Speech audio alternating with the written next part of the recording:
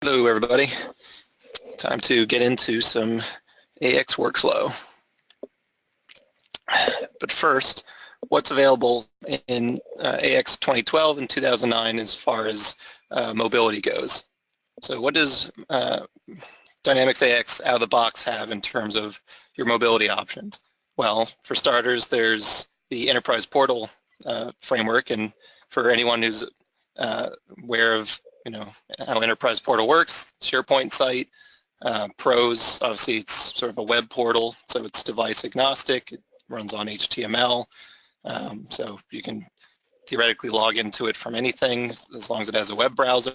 It uses AX security, so you have to access it through your corporate network in order to use the various parts of Enterprise Portal, and it's a very sort of simple interface. Obviously, downsides for anyone who's used Enterprise Portals, it's frequently a pain to navigate through. It's designed with sort of much older web technology in mind. You can't obviously access Enterprise Portal offline because it is a website. Very limited capability in terms of what it can use on your specific devices if you could be able to log into it from your device. Then we have the AIF framework, so Application Integration Framework. For people that are familiar with this is generally the document handling service for people that might use the AIF services in AX. It's typically how you might integrate third-party software, and this is in fact how Microsoft's mobile options work. They go through the AIF services, and this is how our application works and how it contacts and integrates with AX. Obviously Pros, there's a lot more control over the UI and functionality of your app. It's just tied into AIF services behind the scenes, secured through AX security roles and normal AX security, as well as through WCF, which is Windows Communication Foundation. That's sort of the bus between AX and your front-end application that lives still within your corporate network. The cons here is you have to do a lot of the work yourself. Fortunately, we've taken a lot of that work away from the user and made a mobility framework so the end user doesn't have to worry so much about the creation process of the app. But just know that we spend a lot of research time and development getting out an app that connects to AX through AIF. So what is Microsoft made out of the box? Well, so some years back, Microsoft wanted to showcase that you can connect to Dynamics AX through your phone, through a tablet, various mobility needs. They wanted to showcase that the growing trend that is going mobile in the enterprise market.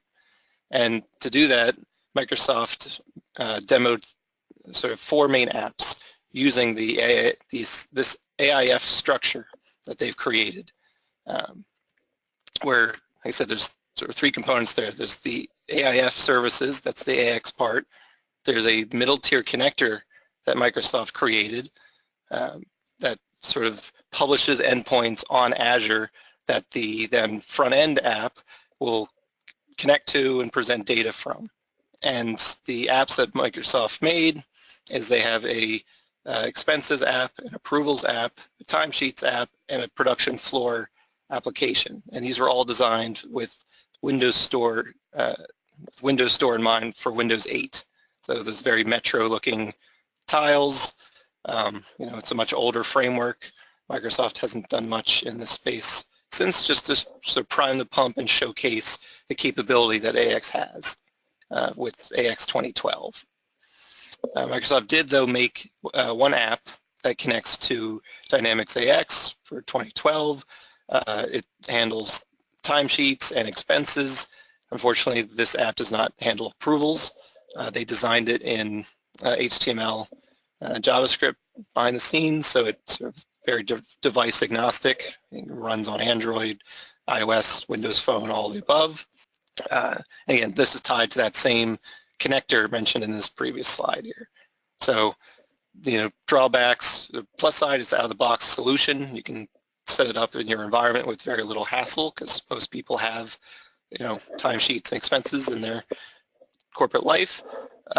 Downsides are you're sort of stuck with what Microsoft gives you. If you have a custom timesheet module, or you have a custom expense engine, or any other thing you might want to add to, or custom approval work, you're kind of stuck with what Microsoft gives you here. There's no flexibility to what it can offer you, where we come in.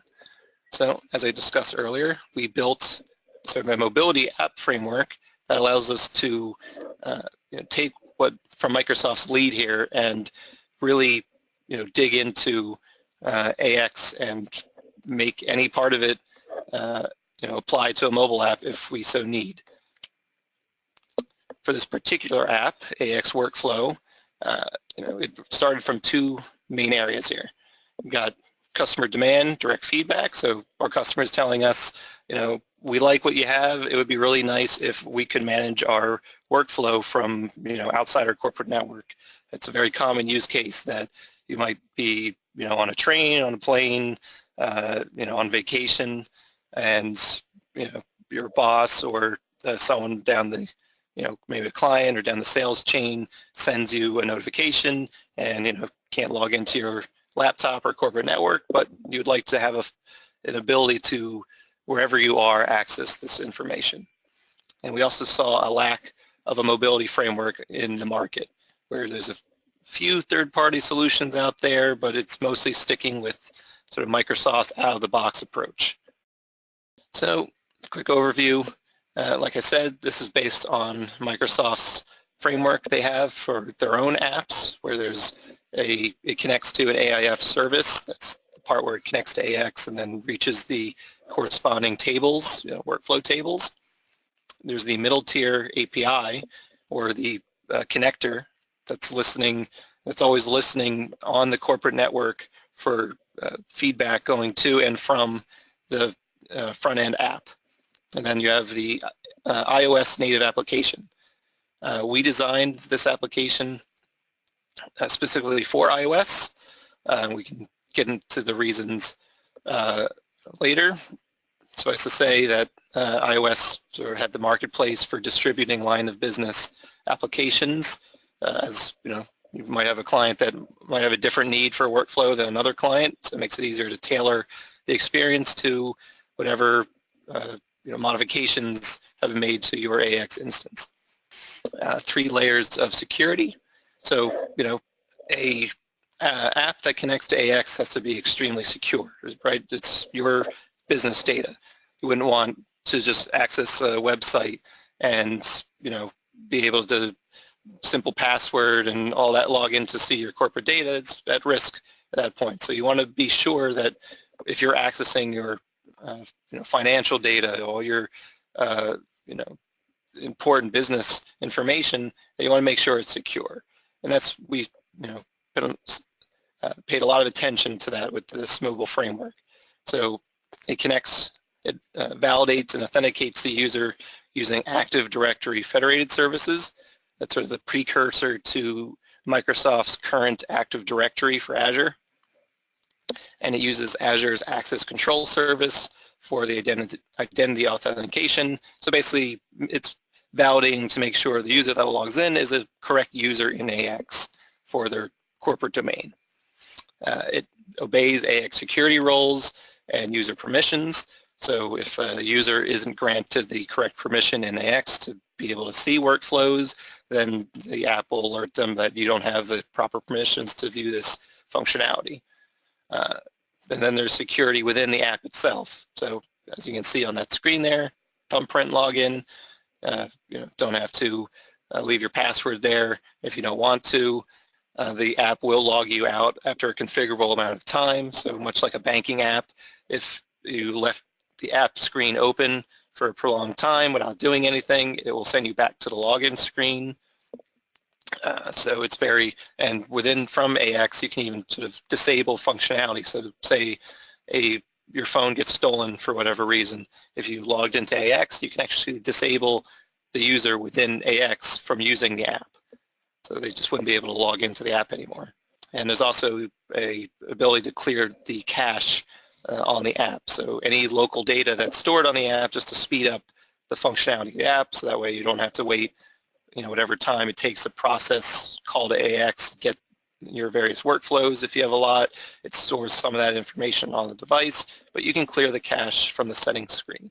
So the philosophy is we want to give the user as much confidence that their data is safe and as much flexibility in how they control how much data is on the app and for how long the data is stored on there, that kind of thing. So I mentioned before that our app uses ADFS. Nice little pretty graphs here demonstrating what this process looks like behind the scenes. So as we said, your data lives on your sort of corporate network here. This is where your corporate domain is. This is where your AX instance is. This is where your AOS is, Application Object Server, and all your business logic lives. We don't want to directly have the app, interface with your environment. That's a security risk, not very SOX compliant. So we want to make a bridge here that you can sort of call, in this case Azure. We host endpoints that are accessible only through the app. You can't just type in the endpoint URLs into a browser and actually reach the same information. The app goes through various security protocols to call Azure, which then does the bridge to AX. There's some token exchanging going back and forth, again, just to validate you're a correct user and that you have the app is properly authenticated to even talk to, or your device is properly authenticated to even talk to AX. Again, reaches the mobile connector part, which is how it's sort of talking between Azure, the part that's exposed to the user to talk to, and AX. For that connector, there's a picture of it, but just suffice to say, this is the sort of config GUI that would be installed on your corporate network that lets you configure what namespace you're connecting to. That's the sort of Azure location where the endpoints are stored as a bunch of relays that just simply relay information to AX. We support AX 2012 RTM without data partitions. So for people who might use partitions in AX or don't use partitions in AX, the app will support both things. Support AX 2012 R2 and R3, so the full AX 2012 stack. Theoretically, the app can work for 2009, although we do not have a developed solution for it presently, but if people are on 2009 and they have the need for it, it certainly can run using the business connector proxy that 2009 has. Again, this creates endpoints on Azure, which the front-end app connects to and calls to get data, and then relays that to AIF services behind the scenes.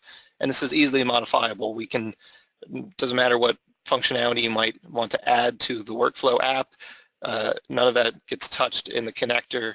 So it's sort of just, once it's installed, you leave it and forget about it. And then there's the Dynamics AX portion of this. So what I talked about before is we value flexibility. We want to give the user as much options and control over the app that they can have. So we've created a couple screens here that you can see in the slide there. So there's a setup screen where you can just give a blanket, is this app enabled? Is it not enabled? Maybe it's crashing the system, or there's some major issue, so you just want to blanket disable the app for now, take it down for maintenance, something like that. So it can blanket turn it on and off just from that general screen there. There's performance optimization. So say you're getting, 300 approvals a day. That seems like a lot, but it might happen during the course of a business week. From the performance optimization screen, you can say just limit it to 200 that it sends to the app, and then it'll update based on most recent in that instance. Or if you want to give 500 as a number, you can. Obviously, the higher the number, the longer it might take the app to process that many things being sent to it. Then you can see here left of this setup screen, approvals. So you can actually, and I'll get into this later when I demo the app, but you can actually control what information about each approval shows up. So, every approval, whether it's timesheet, expenses, purchase requisition, all of that nice stuff has different information that you might find important for you or clients or whoever to know. So from AX, you can actually add what fields show up from this list here. And after that, there's permissions. Like I said, we want to make this as secure as possible. If, say, for some reason, you've just hired a new salesperson and you're setting them up, but you don't want to give them app access yet, you could add their name to the permissions list, but just check a checkbox that says, should they be able to log into the app? If it's no, then if they try logging into the app, they'd get a message saying you're no longer authorized to use the app. Again, this works for, say, an employee was let go for some reason, and you can simply just remove their access from the app from this screen. And then this app supports push notifications, which I'll demonstrate later. So, notification engine, just in case you're not actively looking at the app, in case an approval comes in, your iOS device will alert you, so-and-so wants you to approve this purchase order. Then you click on the thing and it brings it to the app. So standard iOS fare there. Now we get into some of the workflow features. Okay, so as you can see here, we support sort of approve. This is a workflow approval engine here. So we support approving, rejecting, and requesting a change for any given approval here. You can enter in comments into the approval here. So when you approve or request a change, reject, commonplace, you would leave a comment saying, why you're approving or rejecting or requesting the change. Again, receive push notifications,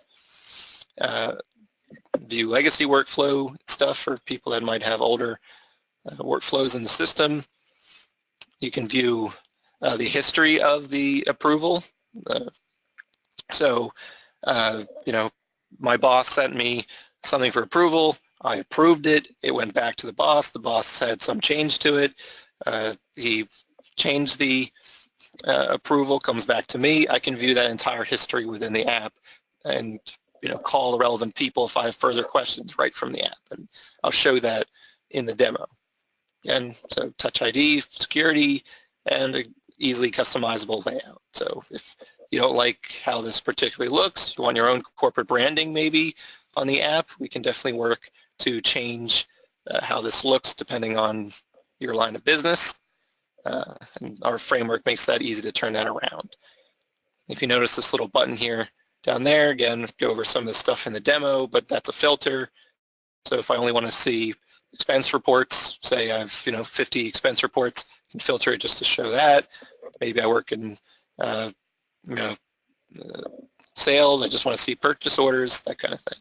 And so our main design philosophy here for this app is we want to be able to show you the most important information as quickly as possible, and then a few clicks later you have that information and you're able to act on it. So the very first screen you're presented after logging in is the main list of approvals. Then you would click on one that interests you. These are pending approvals. You can also view ones that you've completed, and I'll show that in the demo. This will take you to details about that specific approval. And then if you scroll down the screen there, which I'll show, this little information toggle, again, there's a lot of information to show, and you might not need to see all the information at one time, just when you're browsing it.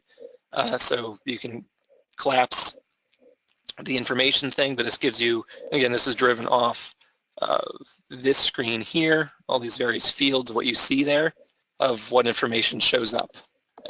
If going into the detail screen there for, like for instance, this is a purchase requisition approval, but this is true of all of them. You can view the history of that particular approval. I can view attachments. So someone added a report file to the approval to view. They added an image to view, or a PDF going over details to the approval. Very common use case. You can track the attachments there. They open within the app as well. You can actually view a report Here, obviously, it takes a little bit of time for the report to work depending on how your report server is going. If you've recently ran the report, it will be much quicker to show up there. So I think I've gone over the basics of the functionality for now. Now to show everybody the app in all its glory. Now here's the AX Workflow app. So again, we start with the namespace. That's what it's connecting to on Azure. Username, your normal sort of corporate login there. If you don't have a Touch ID scanner, maybe you're using an older iOS device, enter in your normal corporate password for your account. I do have a Touch ID, so just log in that way. So like you just saw before, main screen here, list of all your approvals. I can see ones that I've personally completed. I can also search here, so if I just want, say, Perch, this will just show me purchase requisitions or purchase orders or anything else in that chain there. And this supports every kind of approval, timesheet approvals, expense approvals, all that's here. If you have your own custom approvals, they'll show up here. What that comes from, I'll show you the AX side of it real quick, is for people that are familiar with logging into AX, you log in for your first time in your role center and you'll see a work list. This list that you see here is the list that's represented within the app. Let's see if I can side by side it real quick. So again, list that you see here, same list that you see in AX. If I go to a specific approval here, let's say I want this purchase requisition. That's centered frame there. So again, I can view common information about this purchase requisition approval, when it was submitted, who submitted by, when an action is due by on it, how much time has passed since this approval was sent to me. I can view the history right from here. Again, we want to make this as quick as possible to get to the information you want to see. So I can see, Michael sent me this approval. Maybe I have a question for it. I can call Michael right from the app here, or I can send him an email right from the app, and it will open your normal iOS, phone dialer or email client.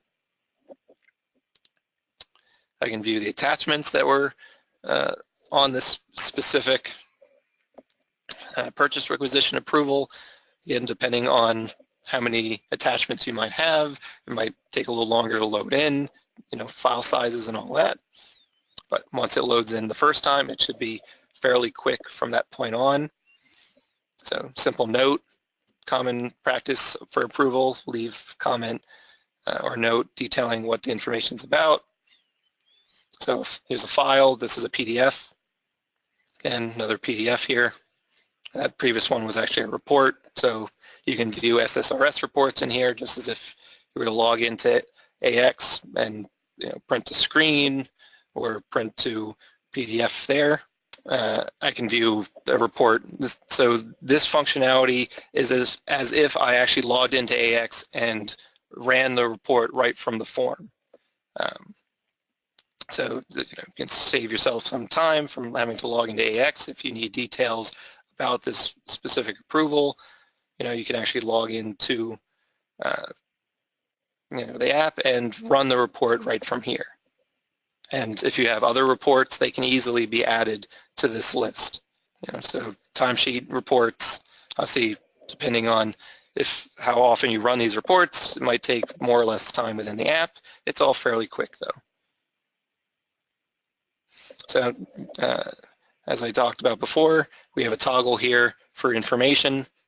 And as you saw from that one slide and within AX, so from this screen here, the little approval thing within the main menu, you can access it from, this is from within AX, workflow app here, custom area page, you would open up this screen, and I can actually see what stuff is applied right to this information pane there.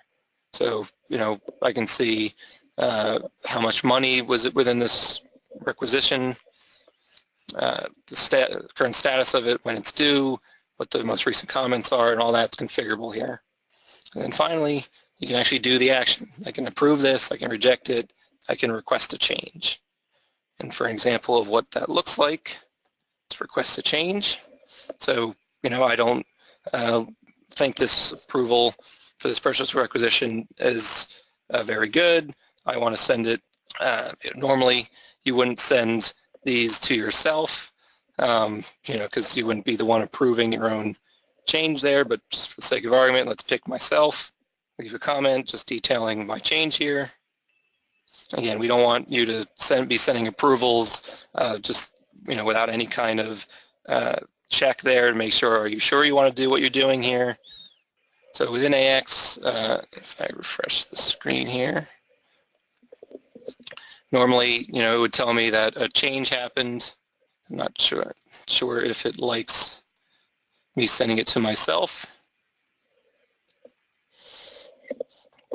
But so anyway, if I go back to the app here, oops, completed. So I can see, I've completed, I've requested a change here, and I can see the history of this particular exchange. So originally, Michael sends me the approval. I send a change request that I'm not approving it at this time. Michael then responds back, and then I can view that whole chain there. And again, I can easily call or email someone, whoever's in the chain there. Makes it very simple to do that. And if I can see in this list here, I don't think it likes sending it to myself. But so normally what I was about to show here is the push notification logic. So if I, for some reason, approved or requested a change from here, what would happen is you would see, and you can kind of see here the little badge on top of AX workflow there. It means I had previous notifications. So what would happen there is a little drop down would happen saying, whatever the message was from workflow, someone asked you to approve a specific thing, or a timesheet is due, or expense needs approval, you'd see that message show up as a normal push notification for people that experience that. You can configure that within the app under settings if you don't want to see push notifications, but for this kind of thing, you might want to leave them on, and that's configurable per app. The little notification would come down, and then you'd click on it or view it right from the little notification pane there. Once you click on it, it would then bring you to AX, usually the login screen, and you'd have to find it, that particular approval. But just know that we support push notifications to relay information when you need to see it. And again, just to show quick, so filters there, I can quickly see filter by approver, work item, escalation at a glance, and you can track, is this something I can just approve or reject? So it tells you what actions are available. So, in very simple app, there's a navigation drawer. Just tap to the side here so I can access any of these screens from any other screen. Again, as I talked about before, the timeout period of when it logs you out is configurable. I can track how long data stays, how far back it's pulling from AX. So if data, for instance, is older than 4 weeks old, and if this is an approval, it would be weird that you'd have something last for more than a month that you still might want to approve, but say you do, you can track up to 4 weeks worth of data from here. You can change the legal entity, and again, it supports partitions. And if I want to clear all the local data here, I won't, but for the sake of argument, I want to say some caching issues happened, or I just want to be extra secure. I can clear local cache here, and you can see the little image of myself that just shows you what user is currently logged in to the app. A little about blurb, just some details about this app and our company. And you can log out from here, and this gives you just a little information about this specific version of the app. And that brings us back to the slide deck.